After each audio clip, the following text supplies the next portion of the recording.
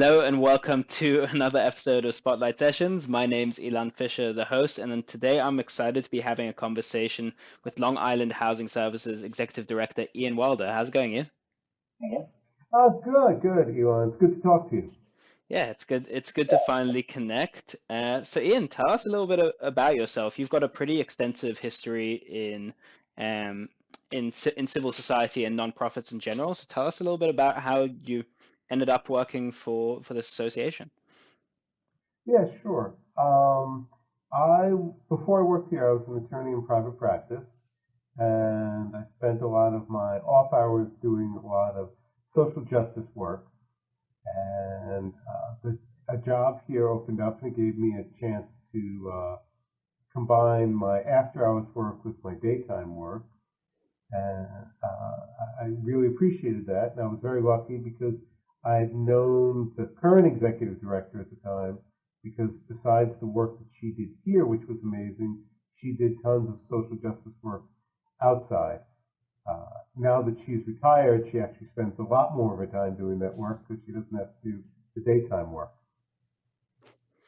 And Ian, what is it about kind of your background and upbringing that made you want to pursue a career in social justice?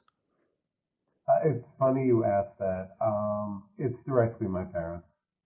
My mother was probably the president of the board or the president of an organization for probably about five different nonprofits: Tri-State Legal and Voters, Copac Youth Council, Hannah Babylon Environmental Commission. My father was an education professor who was deeply involved with education and child issues in the community.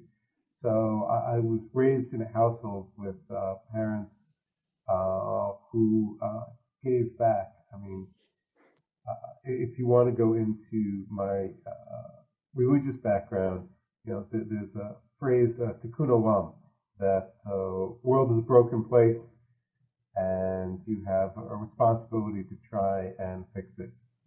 So I guess I got that from my parents. And the phrase "tikkun olam" is very powerful and something that I also grew up hearing a lot in my upbringing. And kind of on your day-to-day at Long Island Housing Services, what are some of the services that you're offering to the community, and particularly to the community of people with disabilities? Sure. And I want to make clear, we are not a religious organization. We are actually a civil rights organization.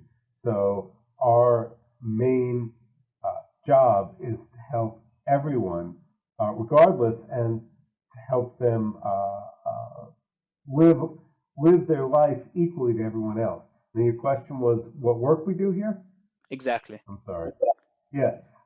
We are an over 50-year-old civil rights organization focused on fair housing. And that expresses itself in any number of ways. Fair housing in the United States is often thought about in terms of race, but a large percentage of the clients that we help are actually persons with disabilities. And So, go ahead.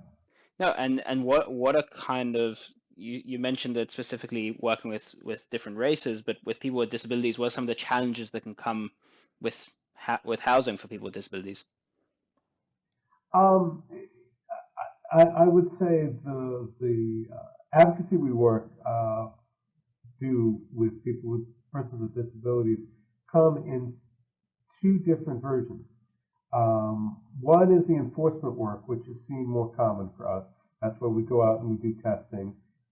We have one tester who goes out who does not belong to the sample we're testing, and somebody who does. For instance, a problem that we're running across a great deal is that housing providers are not accepting vouchers from people with disabilities, even though it's the law in both our counties and our state that money is money is money. The work that does not get as much publicity because it's quietly resolved most of the time is what's called reasonable modifications and reasonable accommodations. Hmm. And what that means is that people need a change, and often it's a minor change, and often it's something required by law. So it could be something as simple as they receive some type of payment on the third of the month due to their disability, but the rent is due on the first of the month, so the due date is pushed back. Or a development isn't built properly, and it may be more structural, so that ramps need to be put in, spots for persons with disabilities in order to park their car might be need to put in, or someone might have a particular need and we might need to negotiate a change to the parking scheme so that the person can have a parking spot that makes more sense for a mobility disability, for instance. So that work does not get publicized much, but we actually do a great deal of it working with housing providers so that people can enjoy the place they live. Amazing and very important work. I speak a lot with similar partners of ours who are working in housing for people with disabilities. So, Ian, your role within executive director, first of all, how big is your team and what does your day-to-day look like in terms of managing the operations over here? Okay. Um, our, our team, the in-office team is under 20. We also keep uh, testers on call, but they're per diem. They're as needed for tests, depending on complaints or if we're going to the market to test. And that's about another 20 people. And the team here, we're very lucky. They work very well together. They did an amazing job transferring over during the pandemic without missing a beat on helping people. We completely shut down in terms of being here in person for quite a while and still partially shut down, but the work has continued. In some ways, the work has increased. My job, I consider my job to be one of the most boring here. My job is to make sure that the administrative stuff is done, uh, grant paperwork is applied for, things are signed, to do public facing things like this, to be the person who talks to people. The people who do the exciting work are my coworkers. My job, as far as I'm concerned, is to kind of clear the brush for them, to clear a path. There was an article recently that said, in terms of meaningful work, people who don't have meaningful work feel that their supervisors get in the way. But people who do have meaningful work feel that it's really the work they do and the supervisors have little to do with it. The way I look at it, it's just to get out of the way and clear the path, making sure they have the funding to do it, that they have the tools to do it, that they're also getting the recognition they deserve for the work being done. So we can keep the flywheel going and keep the funding going. Absolutely. And I like what you said in terms of kind of steering clear so that everyone can do their best job. And I think that management perspective from an enabling perspective is really important. And Ian, you're working on really kind of far-ranging projects. I took a look on your website and see all the different communities that you serve. So what is the definition of accessibility in your mind? The word that comes to mind is actually equality in terms of accessibility. That someone who has a disability is able to have equal access. The metaphor that comes to mind, and you talk about some of the work I did over the years. I worked on the issue of what's now called marriage equality, but for years it was called gay marriage.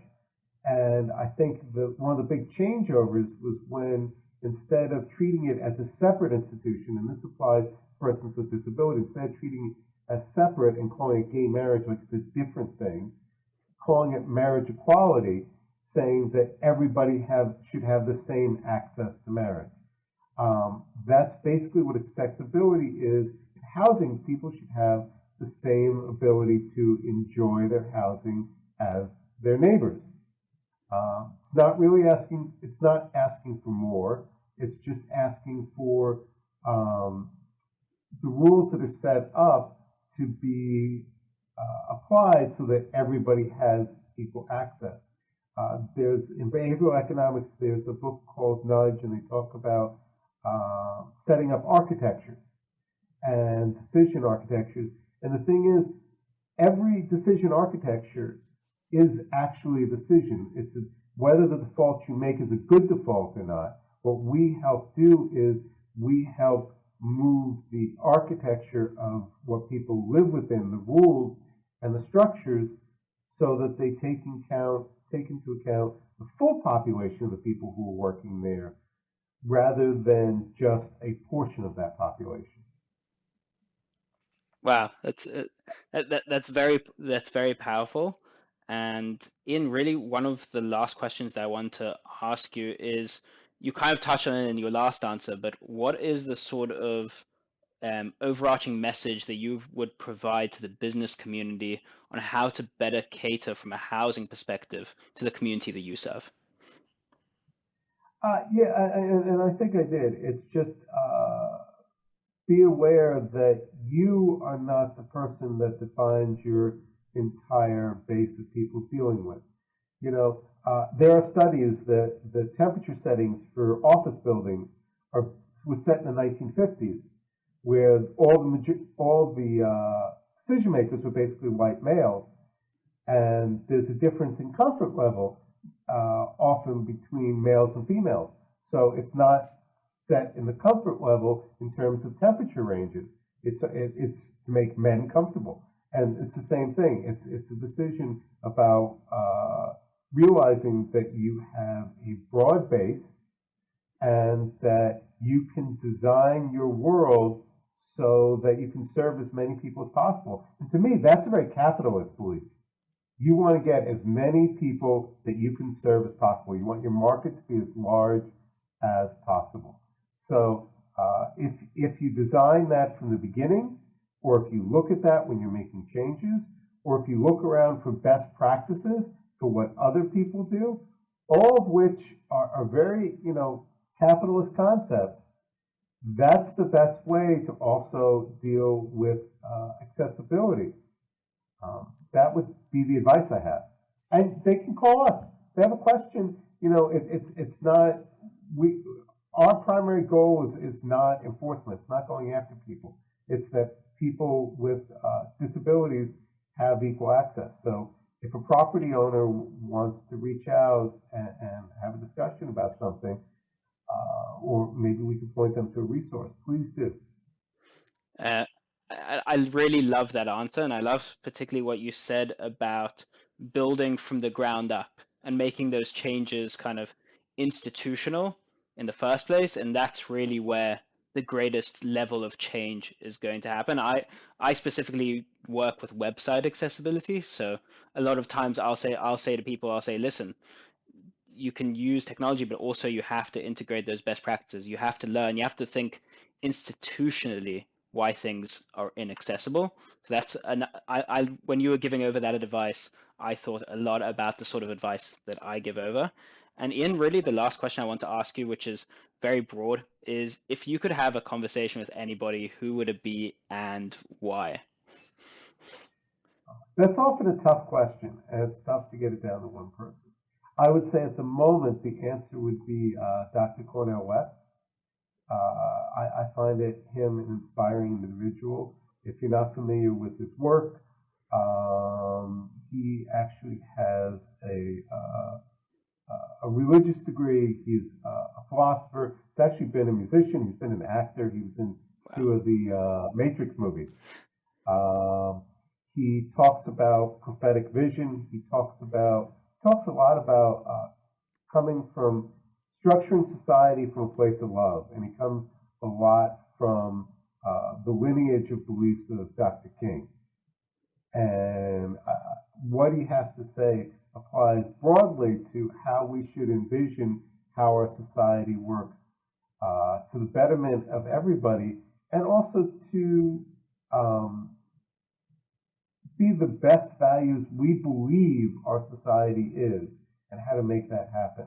So, besides which, he has such a broad knowledge of arts, philosophy, history. He's the kind of person you could just listen to talk.